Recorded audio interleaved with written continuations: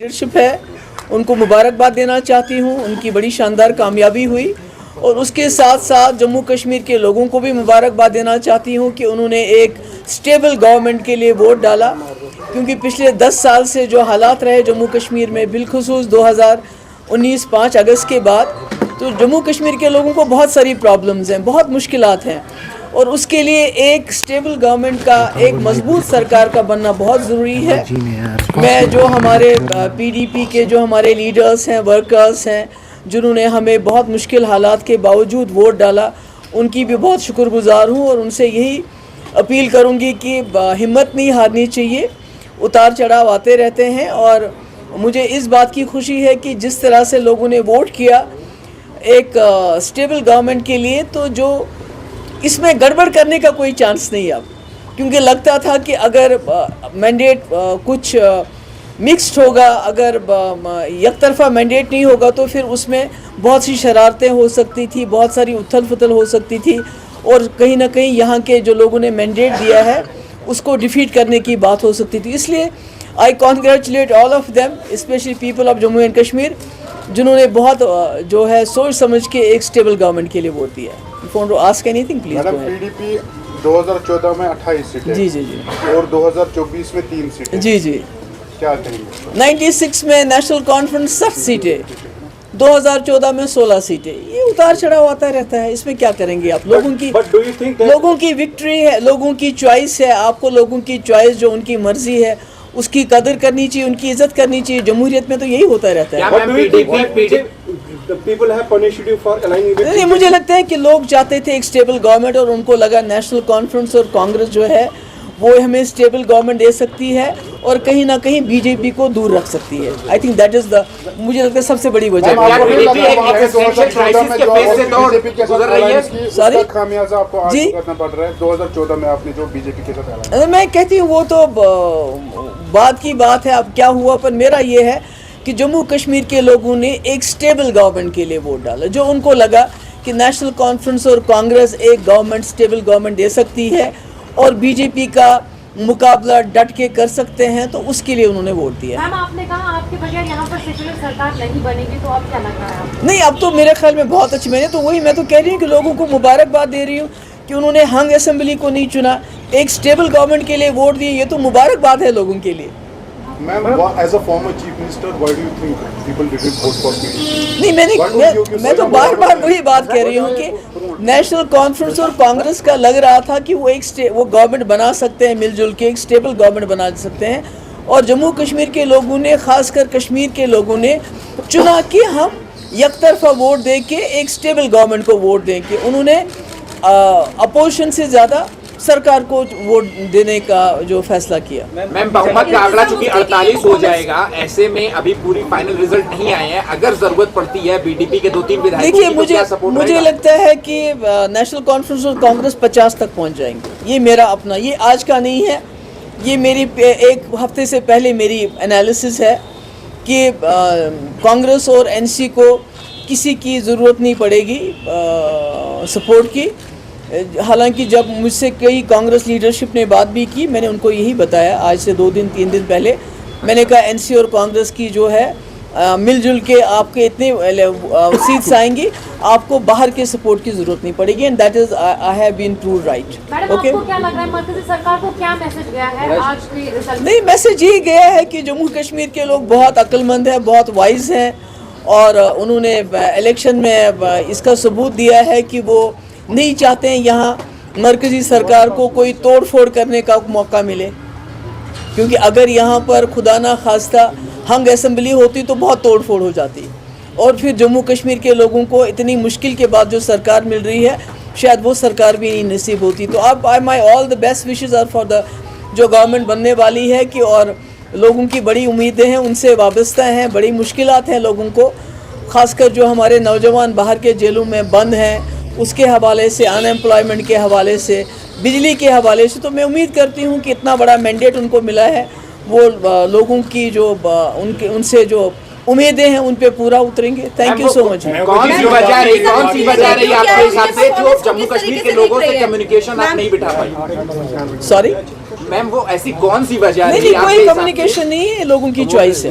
इस बार लोगों ने चुना कि हम सिंगल कॉम्बिनेशन को मैंडेट देंगे, हम इधर उधर वोट नहीं डालेंगे, बल्कि एक जो अलायंस है उसको वोट देके उनकी सरकार बनाएंगे सर आंखों पे। Thank you.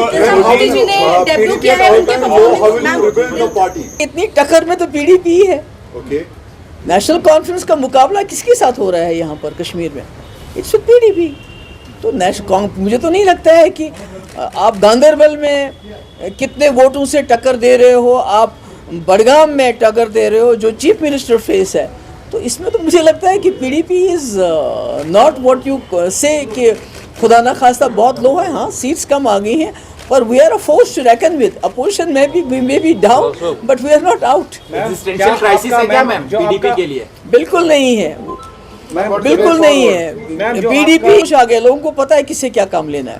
Ma'am LG 5 members को नॉमिनेट कर रहे हैं आप। That is very wrong on their part. वही तो मैं कह रही हूँ कि जम्मू कश्मीर के बिलखुसूस कश्मीर के लोगों ने बहुत अक्लमंदी से काम लिया है। अब सोच लिया अगर ये मैंडेट फ्रैक्चर्ड होता तो वो 5 मेंबर्स कितने रेलिवेंट हो जाते, और जो सरकार लोगों ने चुनी वो सरकार बनती ही नहीं, बल्कि वो सरकार बनती जो बीजेपी चाहती। तो ये तो बड़ा बुरा है जो एलजी ने किया है कि नॉमिनेट किया। ये नहीं करना चाहिए, ये इमोरल है, अनकॉन्स्टिट्यूशनल है मेरे हिसाब से।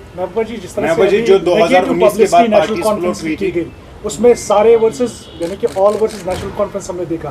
क्या आपको लग रहा है कि ये नहीं, मुझे तो नहीं लगता। मुझे लगता ऑल वर्सेस पीडीपी था, क्योंकि नेशनल कॉन्फ्रेंस, कांग्रेस, बाकी जमातें तो एक साथ थी।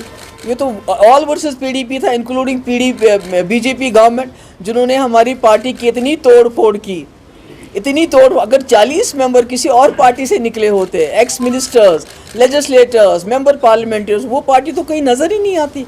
हम तो आज भी टक्कर दे रहे हैं, लड़ रहे हैं। आप 4 सीटों पर अभी आगे है, तो क्या जाना चाहेंगे नेशनल कॉन्फ्रेंस? नहीं, देखिए, ये तो अजीब बात करते हो आप, बेगानी शादी में अब्दुल्ला दीवाना। Why we should say that? तभी तो मैंने कल इल्तिजा ने इसीलिए ट्वीट किया बिकॉज हमारे लोग वैसे ही कह रहे थे, जबकि मुझे मालूम था कि एनसी और कांग्रेस की अपनी इतनी सीटें आएंगी, उनको बाहर की किसी के सपोर्ट की ज़रूरत नहीं है।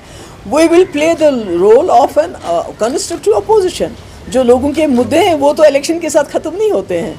मैम, जिस तरह से जो ऑन ग्राउंड आप प्रचार वगैरह कर रहे थे, तभी आपको अनुमान लग गया था कि इस तरह का ही लगभग रिजल्ट? नहीं, मुझे ये लग रहा था कि लोग जो हैं सरकार चुनेंगे, अपोजिशन नहीं चुनेंगे। मैम, क्या आपका चुनाव ना लड़ा जाना भी एक फैक्टर मानते हो? नहीं, मेरा चुनाव को बीच में मत लाइए। मेरा चुनाव तो मैंने बोल दिया है कि मैं एक बहुत पावरफुल चीफ मिनिस्टर रही हूँ, जिसने बीजेपी के 2 मिनिस्टरों को ड्रॉप कर दिया। ऐसे ये तो कोई कर नहीं सकता है। मुझे बताइए कंट्री में कहीं हुआ है ऐसा, जिसने 12,000 नौजवानों की एफआईआर वापस ली? तो इतना पावरफुल मिनिस्टर, इतने पावरफुल आपके पास इतने पावर्स होना कि आप हुर्रियत को लेटर लिखो कि आप बातचीत करो। तो आज आपको हर चीज़ के लिए, जैसे उमर साहब ने कहा, एलजी के दरवाजे पे जाना पड़े, तो मैं तो ऐसा नहीं कर सकती।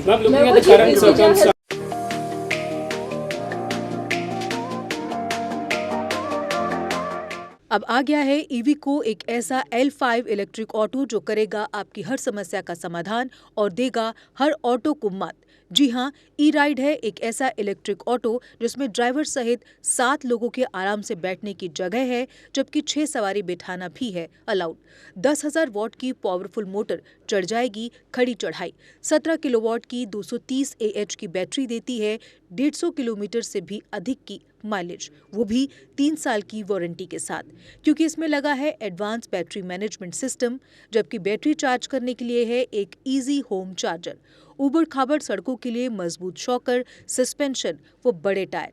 चोरी से बचाव के लिए इसमें लगा है GPS सिस्टम, डिजिटल डिस्प्ले, मजबूत मेटल बॉडी के साथ। मैदानी इलाकों में चलने के लिए है इको मोड, जबकि पहाड़ी इलाकों में चलने के लिए है पावर मोड।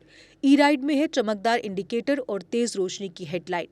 इसमें आपको मिलेगा inbuilt mobile charger, fire instrument, first aid kit और दमदार ब्रेकिंग सिस्टम भी। यानी अब सभी इलेक्ट्रिक ऑटो से ई राइड है सबसे अधिक दमदार व पावरफुल, और ये मात्र पैसेंजर में ही नहीं बल्कि कार्गो में भी उपलब्ध है, वो भी अधिक स्पेस के साथ, जिसे कहा जाता है छोटा हाथी। तो देर किस बात की, आज ही आएं और ले टेस्ट राइड। हमारा पता है Jammu HEVs private limited, yard number 6, plot number 37, transport Nagar, main street, Jammu.